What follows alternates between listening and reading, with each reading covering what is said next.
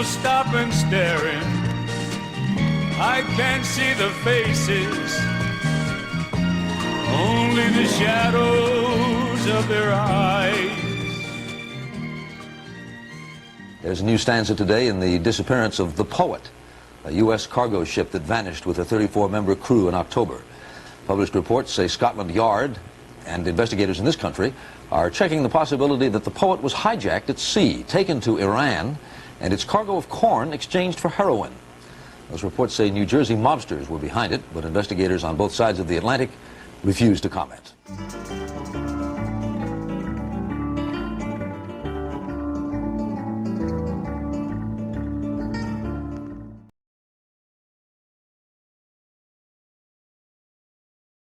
Throughout the late 1970s and into early 1980, Joe and Rosario had endured numerous rumors related to their alleged involvement in various nefarious activities.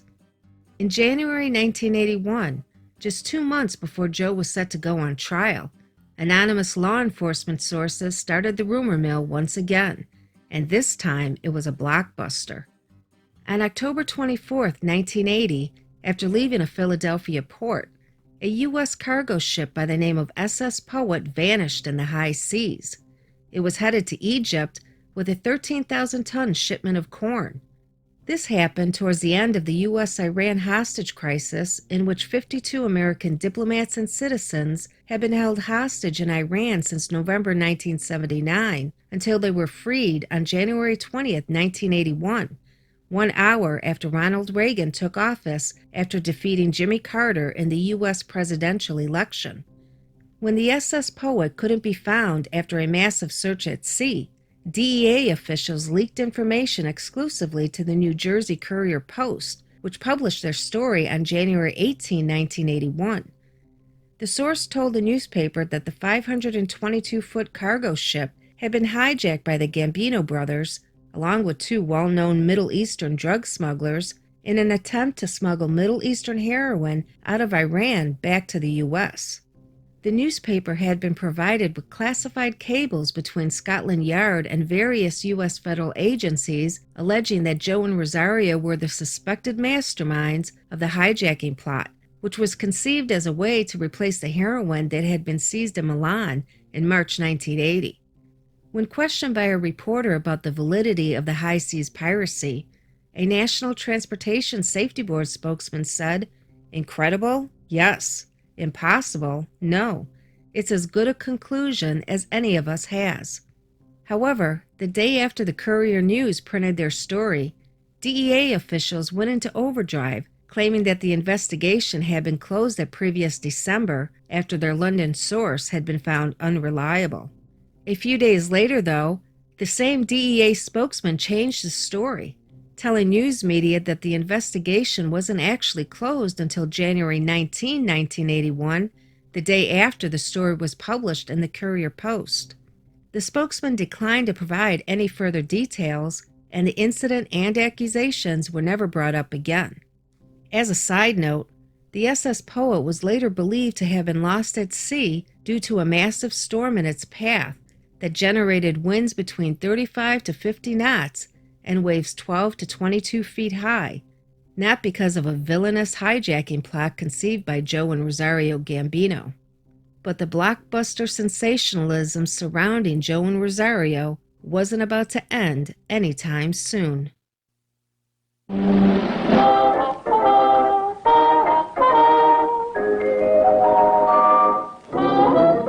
Felix the cat, the wonderful, wonderful cat.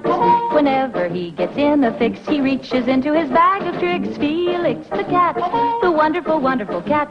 You laugh so much your sides will ache, your heart will go pit-a-pat. Watching Felix, the wonderful cat. Joe Gambino was set to go to trial in March 1981 in Brooklyn. He was the first defendant to do so. Rosario had severed himself from the trial for medical issues and would have his day in court later in the year. The other defendants, including Antonio Silvestrini, Salvatore Inzerillo, who would never make it to trial because he was murdered in May of that year, Salvatore Salina, Emanuele and Antonio Adamita, and 3 Alitalia cargo handlers would have separate trials in the U.S. Domenico Adamita, would only be tried in Italy, but all the other defendants, including Joe and Rosario, would also be tried in Italy at a later date, all except for the government star witness, that is, Francesco Raleigh. U.S. authorities didn't want Italian authorities to charge Raleigh because the Alitalia cargo handler had helped the DEA with the investigation that led to the arrests. So, to get around Italian regulations, authorities instead charged a Felix the Cat, aka Raleigh, so he couldn't be prosecuted in Italy. And that wasn't the only accommodation Raleigh received, which we'll learn about later in the story. Two South Jersey men are now on trial in Brooklyn federal court for their alleged involvement in one of the largest heroin smuggling rings in the world. They call it the Sicilian Connection. It's a connection that begins in Sicily, spans the globe, and in this country is allegedly headquartered in South Jersey, where we went recently to take a closer look. The American side of the Sicilian Connection begins here in the Delran and Cherry Hill area, among the South Jersey suburban sprawl of highways dotted with pizza parlors and restaurants. And it focuses on two brothers, Rosario and Giuseppe Gambino. The Gambinos, known as the Cherry Hill Gambinos, are distant cousins of Carlo Gambino, third cousins to be exact. They've been in the New Jersey area since early 1970s and also have made some inroads into Pennsylvania. Frank Booth of the Pennsylvania Crime Commission has probed the Gambino brothers' operation of a string of pizza shops and restaurants in the South Jersey and Philadelphia areas. But according to a federal grand jury indictment, the Gambinos aren't only involved in the restaurant business, they're also allegedly involved in heroin smuggling. In the trial underway in Brooklyn federal court, the Gambinos and several others face charges of attempting to smuggle more than $139 million worth of heroin into this country, and that was just in 3 alleged shipments. Authorities believe the Gambino brothers are the American kingpins of a smuggling operation that has shipped hundreds of millions of dollars worth of heroin into this country, an operation that is the prime supplier of heroin to the streets of the Northeast and Midwest United States. According to drug enforcement agents, longtime organized crime figures in Sicily get opium supplies from Afghanistan, Pakistan, and Iran, and then refine it in labs located in Italy and Sicily. From there it travels into New York, in everything from cars and furniture to olive oil tins. In fact, many authorities believe the Sicilian Connection began where the famous old French Connection left off. Some of the same people, including the top chemist of the French Connection, are now believed to be involved in the Sicilian operation. But officials say the Sicilian Connection is much bigger. A recent congressional report estimates that 1,000 tons of opium was produced in this southwest region of Asia in 1979 alone, fueling an operation they say is the greatest heroin threat to the United States since the dominance of the French and Mexican connections during the 1970s. Federal drug authorities reportedly first got wind of the Sicilian Connection and its dimensions when agents seized 2 shipments of heroin at Kennedy International Airport in August of 1979. Both had come from Italy. Then shortly thereafter, they were able to get an informant to infiltrate the alleged Gambino gang. What followed was a tense international cat and mouse game with the informant tagging alongside and tape recording the alleged drug runners, and with federal agents tailing the informant. The trail led here to Cherry Hill and to New York, New York, the restaurant and nightclub the Gambinos operate. The trail also led here to Sal's Pizza Restaurant along Route 130 in Delran.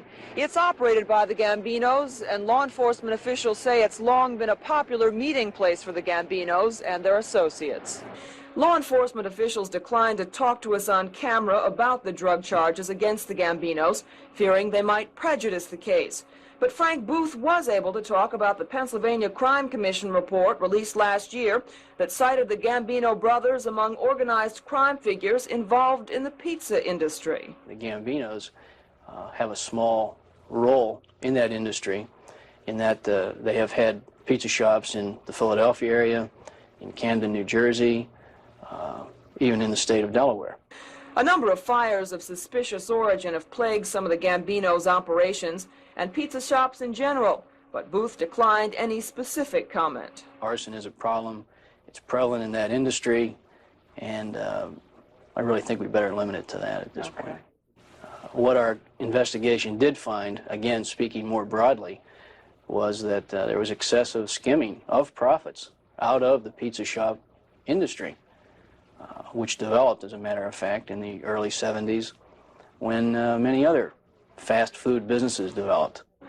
Booth says the investigation of the pizza industry and arson problems continue, but the charges the Gambinos face this week involve heroin, and testimony over the next couple of weeks, especially that coming from the reported informant in the case, is expected to reveal new details about the Gambinos' alleged role in drug smuggling.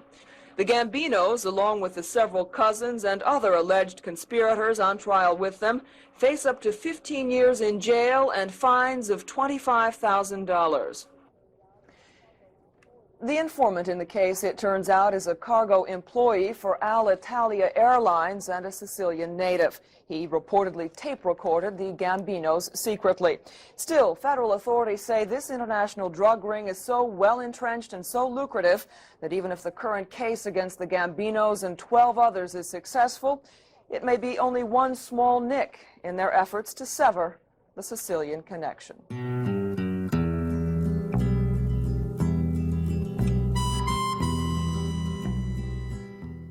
Law enforcement and prosecutors were giddy about the upcoming trials and told newspapers that this case, which they had previously dubbed the Milan Connection, was now the Sicilian Connection because it was far more sinister than even the infamous French Connection case of the 1960s.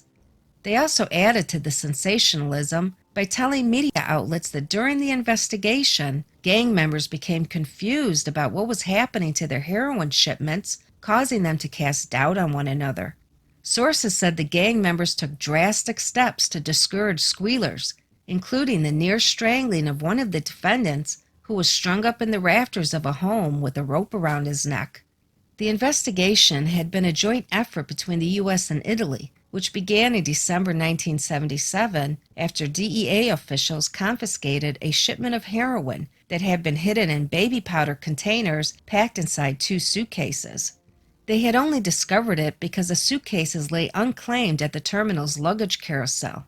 Agents began suspecting that employees working for Alitalia might be involved with the mysterious heroin shipment, but they needed more proof.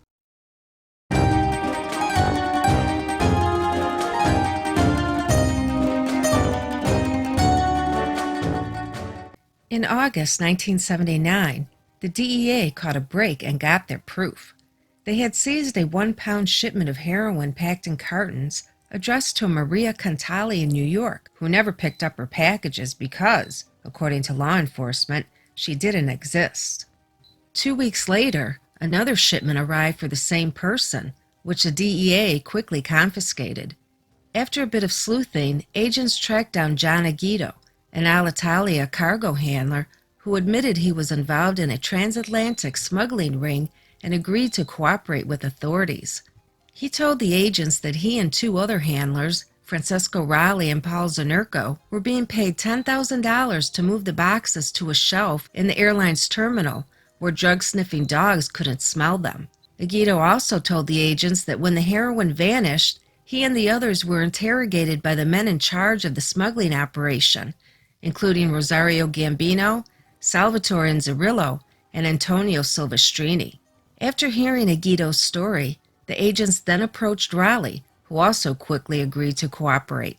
He told the agents that he was drawn into the conspiracy by Zanurco and that they were promised $7,000 for every pound of heroin they were able to get past customs.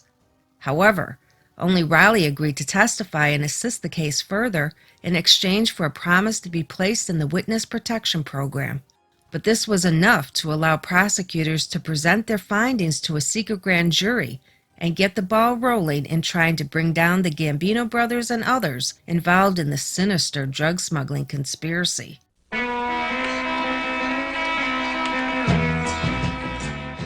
At Joe Gambino's trial, which began on March 10, 1981, Raleigh detailed the events leading up to the arrests of Joe, Rosario, and their associates. Raleigh had agreed to wear a wire once he learned that he would be meeting with Joe about another shipment of heroin to be picked up in Milan and delivered to the U.S. towards the middle of March 1980. The meeting was set for March 9 at the Cafe Mielucci in Brooklyn. Raleigh testified that when he arrived at the location with Emanuel Adamita, Joe decided he wanted to go to the Golden Dove Diner instead. Raleigh became alarmed that the change of locations was because Joe had suspicions about Felix the Cat. So, on the way to the Golden Dove Diner, Raleigh tore off his wire. At that meeting, Raleigh claimed that Joe approved, directed, and financed the deal, and that they would work out the details in a few days. On March 11, Raleigh and Adamita met with Joe again, this time at the Villa Borghese in Brooklyn.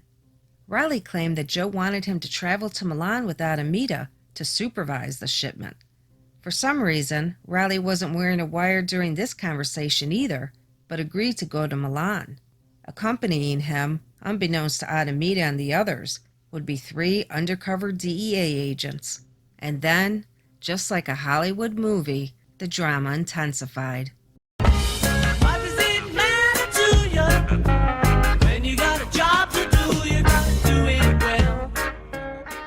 On March 15th, Adamita and Raleigh boarded an Alitalia plane to Milan. Joe had told them when they arrived to take cabs because of roadblocks caused by the Red Brigades, a militant left-wing group in Italy who considered themselves the leaders in the Marxist-Leninist communist movement who wanted to create a revolutionary state through armed struggle and separate Italy from the Western Alliance. They were responsible for many terrorist-like attacks, kidnappings, and killings throughout Italy. So there was a lot of security and a lot of tension around the Milan airport and throughout Italy at that time. Once Raleigh and Adamita landed, the two hailed a cab to take them to Vanzagello, a suburb of Milan where the Adamitas lived. For some odd reason, the cab driver didn't know where the suburb was, even though it was only a 15-minute drive from the airport, and during his attempt to figure out where he was going, the cab broke down. Raleigh and Adamita had to hail another cab and went to Emmanuel's mother's house instead, which was closer. Eventually, they got to Emmanuel's brother Antonio's house, where they discussed the details of the operation. There, Emmanuel received a call with instructions on where to pick up the heroin, but he couldn't understand the directions and yelled for Antonio to take the call. Soon after, Antonio and Emmanuel left and went to the meeting place, leaving Raleigh alone with Domenico. The brothers decided to take Antonio's van to the location instead of a cab. But just like the cab troubles earlier, there was trouble with the van as well. On the way to the meeting, the van ran out of gas. Somehow, the two were still able to get to their destination, where the suppliers gave Emmanuel the $10 million worth of heroin on credit because they trusted him. They returned home, storing the goods in barrels overnight in Antonio's garage. The 4 conspirators spent the next few days packaging it up for shipment to Brooklyn. But 3 days later, on March 18, DEA agents and Italian police swooped in and made their arrests after Raleigh had reported back to them in the quiet of the night.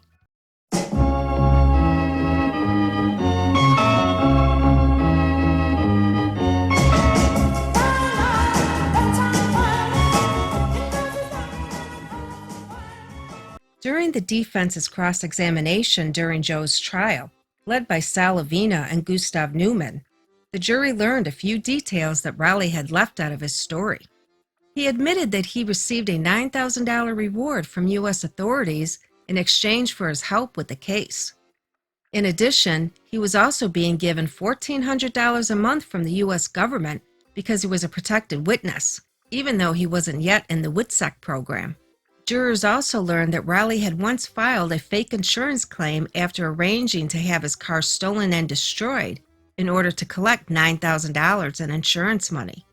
He testified he did that instead of sell it because the car was unsafe and he didn't want to, quote, in good conscience, unquote, sell a defective car.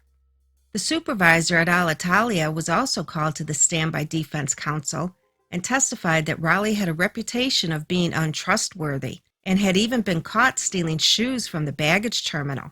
But Avina and Newman had an even better witness waiting in the wings.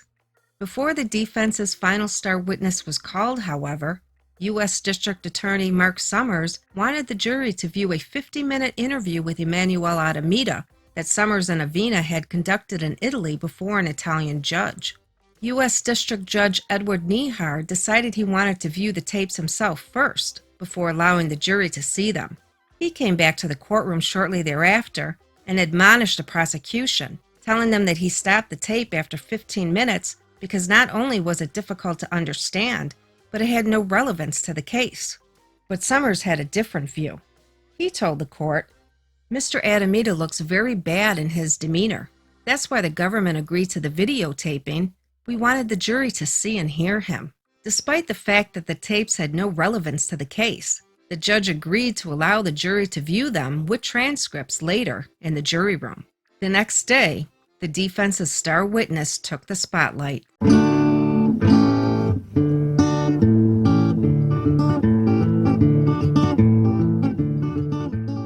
On March 17, 1981, in a surprise move, Joe Gambino stole the spotlight by taking the stand to testify on his behalf.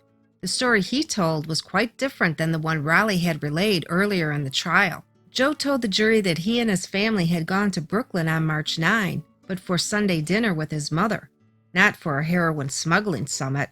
She was staying at his brother John's house and wasn't doing too well since their father had passed away the previous year. When he and his family arrived, John wasn't home, so Joe went to various cafes in Brooklyn trying to find him. At one of the cafes, he ran into Adamita and Raleigh, whom he had never met before. They chatted for a few minutes when Adamita said he was hungry and suggested going to the Golden Dove Diner for something to eat. There, he and Adamita continued chatting about family and other mundane subjects, while Raleigh didn't say a word. The next day, Adamita called Joe at his father and son's pizza shop in Philadelphia and asked him to meet at the Villa Borghese. Joe agreed because he was going to Brooklyn anyway to pick up his mother from John's house to take her back home to Cherry Hill. When Joe arrived at the restaurant, he was surprised to see Raleigh there, and like before, Raleigh didn't have much to say. But by the end of the dinner, Raleigh opened up. According to Joe, Raleigh asked him for a $100,000 loan because he was in financial trouble. Joe thought Raleigh was kidding, but he wasn't. Shocked at the request, Joe said, "What? You kidding me, Frank? What do you think? I'm a bank?" Joe then paid the bill and left because he was upset and dumbfounded that a stranger would ask him for such a large amount of money.